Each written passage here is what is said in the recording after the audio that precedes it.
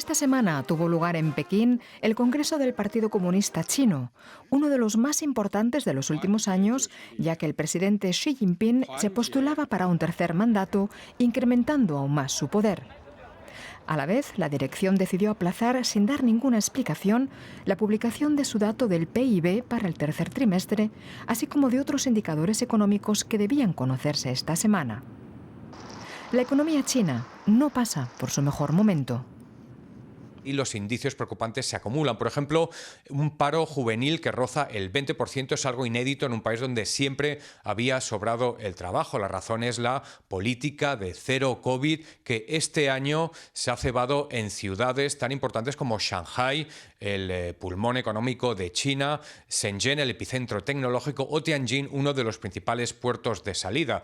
No hay ningún sector que preocupe más que el inmobiliario, que aporta el 30% del PIB y que todavía no se ha recuperado del escándalo de Evergrande a finales del año pasado. Hay una crisis de confianza y eso explica que miles de compradores hayan dejado de pagar las hipotecas. El Fondo Monetario Internacional ya ha bajado sus pronósticos para el crecimiento de la economía china este año del 5,5 al 2,8%. El gobierno parece dispuesto a relajar ahora paso a paso su severa política de cero COVID. El abastecimiento energético es uno de los temas que más preocupa ahora a la Unión Europea.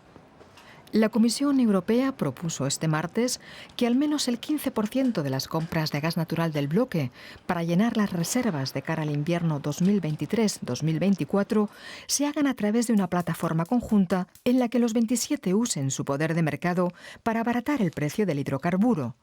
El objetivo es bajar los desorbitados precios del gas natural. A la vez, muchos países de la Unión Europea esperan más suministro de gas licuado, pero no en todas partes existen puertos para recibir los buques gaseros. España cuenta ya con 6 terminales a las que llega gas licuado, por ejemplo, del norte de África. Pero el problema es que sus puertos se encuentran al límite de sus capacidades. Más de 35 barcos cargados con gas esperan turno para amarrar. Enagas, la empresa responsable de la red española, anunció que algunas terminales han tenido que rechazar entregas porque los depósitos están llenos. Si las retenciones no terminan pronto, los barcos podrían buscar otros puertos fuera de Europa y, por tanto, agravar la crisis energética del continente. La Comisión Europea es consciente del problema. Dada la importancia del gas licuado como fuente de energía alternativa al gas ruso, tenemos que hacer más. El problema es que aún tenemos que esperar a que se construyan estas nuevas terminales en algunos de nuestros países miembros. La terminal de Wilhelmshaven, en el norte de Alemania, se está construyendo a contrarreloj. Se espera que esté disponible este invierno.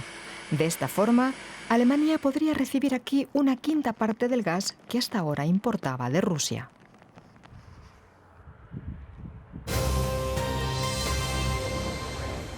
Francia, España y Portugal se han puesto de acuerdo para construir un gasoducto submarino que unirá Barcelona y Marsella.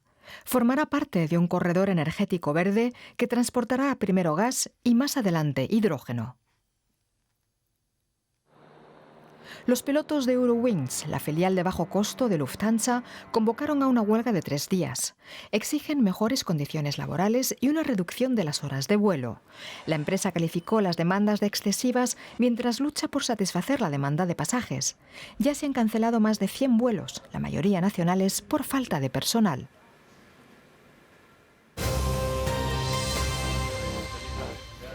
Son días de mucho trabajo en Los Cármenes. Voluntarios alistan cajas con alimentos para los más necesitados de este barrio de Madrid. Cada vez son más las familias que requieren ayuda, una consecuencia directa del fuerte aumento de los precios. Ha cambiado mucho hace 3 meses y nada, pues hemos tenido que recurrir aquí mediante nuestros servicios sociales. La inflación en España superó el 10% en julio y en agosto. Fue la más alta desde mediados de la década de los 80. Y si bien los precios vuelven a bajar, la creciente demanda de los servicios del comedor social alarma a los voluntarios. Llevamos un promedio de aumento de 10 familias semanales. Y bueno, nos empieza a preocupar porque tenemos una limitación como entidad. El gobierno socialista lanzó varias medidas para paliar el impacto del alza de precios, como ofertas de transporte público gratuito o la subvención a los combustibles. El Ejecutivo también prevé gravar temporalmente al 1% más rico de la población para financiar las medidas de su lucha contra la inflación. Mientras haya autos, se necesitan mecánicos. Pero en este taller en Nairobi, uno de tantos en el barrio, los tiempos son cada vez más difíciles. El negocio lucha por sobrevivir. Los clientes están descontentos. La fortaleza del dólar ha hecho que se disparen los precios. A veces el aumento es entre el 10 y el 25% en el costo de una pieza, en un plazo de 6 o 12 meses. Para la gente es demasiado.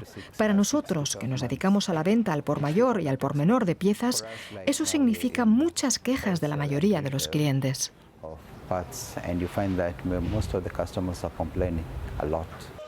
Es un fenómeno que afecta a pequeñas empresas en todo el mundo, en todos los sectores. En Estambul, Chela Kaleli vende ropa infantil y pañales en sus 2 tiendas. Compramos material y pagamos su fabricación en dólares, pero vendemos en liras turcas. Un dólar en alza está causando dolor en el extranjero y de varias maneras. Encarece las importaciones de otros países, obliga a los bancos centrales a subir las tasas de interés para defender sus monedas y evitar la fuga de capitales, y presiona a las empresas, los consumidores y los gobiernos que se endeudaron en dólares porque se necesita más moneda local para pagar los préstamos. Uno podría decir que América Latina tiene una posición particularmente mala en cierto sentido porque el dólar, bueno, estamos muy ligados a la economía de Estados Unidos. En la economía de Estados Unidos, si tenemos que entre en recesión, nos va un poco mal. Punto adicional es, como usted mencionaba hace rato, los costos del financiamiento van subiendo en dólares. Entonces, ese es un golpe fuerte. En particular, la deuda pública ha subido considerablemente, pero también la privada. Y en ese sentido hay un riesgo de que problemas de financiamiento se conviertan en solvencia. Ahí es donde tenemos un gran problema para América Latina, un reto fuerte. Por otro lado, América Latina tiene bancos fuertes, tiene una tradición de manejo de la política fiscal muy razonable, así que estamos por ese lado relativamente mejor que otras regiones que no tienen eso. En muchos países del mundo, los costos de endeudamiento más altos debilitan el crecimiento económico y aumentan el desempleo. En Buenos Aires, muchos turistas que visitan la capital argentina se han dado cuenta de que el valor del peso argentino no siempre es lo que parece. Me acaban de dar 2.86 por el dólar blue y anoche he pagado 140, creo, cuando he usado mi tarjeta de crédito, ¿no? Al pagar la comida o al cancelar la noche del hotel. Los turistas que utilizan una tarjeta bancaria del extranjero pagan el tipo de cambio oficial, que actualmente es de 150 pesos por dólar. En cambio, en el mercado paralelo de divisas, donde existe, por ejemplo, el dólar blue, este alcanza casi el doble del precio oficial. El dólar en la Argentina el dólar oficial está cada vez más barato. Lamentablemente vuelven a aparecer estas faltantes que tienen que ser llenados con reservas del Banco Central y entonces a partir de ahí de nuevo salen medidas para sacar más operaciones, más empresas y más gente del mercado oficial y bueno, y ahí es donde empiezan a aparecer todos estos tipos de cambios raros que se inventan en la Argentina, ¿no? El aumento de los tipos de cambio paralelos ha cobrado fuerza en las últimas semanas. Esto se debe también a que el gobierno ha impuesto gravámenes e impuestos adicionales a los viajes al extranjero y a los bienes de lujo pagados en dólares. La aplicación de distintos tipos de cambio demuestra, por un lado, una desesperación política buscando de alguna forma sacar dólares. Por otro lado, demuestra, ¿no?, que el gobierno está atacando directamente la libertad de las personas, ¿no? Las personas no son libres para decidir lo que quieren hacer con sus propios recursos y están presos, siempre sujetos a que el gobierno esté interfiriendo directamente en sus vidas, ¿no? Por su parte, el Gobierno y el Banco Central defienden que los controles de cambio son necesarios para proteger y crear nuevas reservas de divisas con el fin de estabilizar la debilitada economía de Argentina. Pero muchos argentinos probablemente seguirán comprando dólares en los mercados de divisas paralelos. Los mayores depósitos de níquel en Europa se encuentran en Finlandia. En estos 60 kilómetros cuadrados de extensión se extrae cobalto y níquel. La roca mineral se almacena en montones gigantes.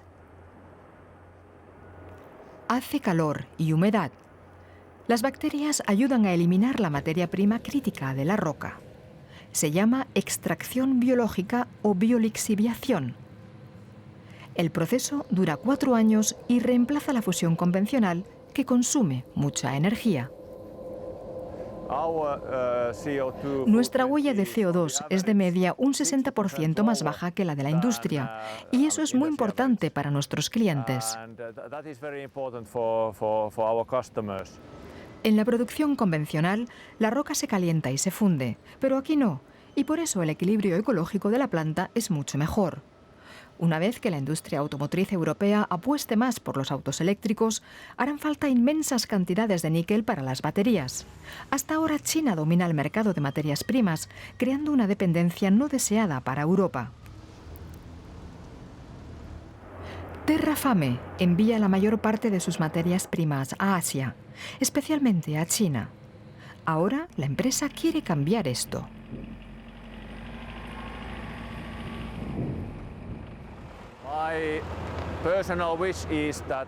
Me gustaría que las materias primas que fabricamos aquí para baterías sean destinadas en su mayor parte a automóviles fabricados en Alemania o en Francia o en Suecia. El norte de Europa tiene muchos recursos para baterías de automóviles y podrían ser suficientes para independizar la industria del continente del dominio chino en materias primas. Y este fue el resumen económico de la semana.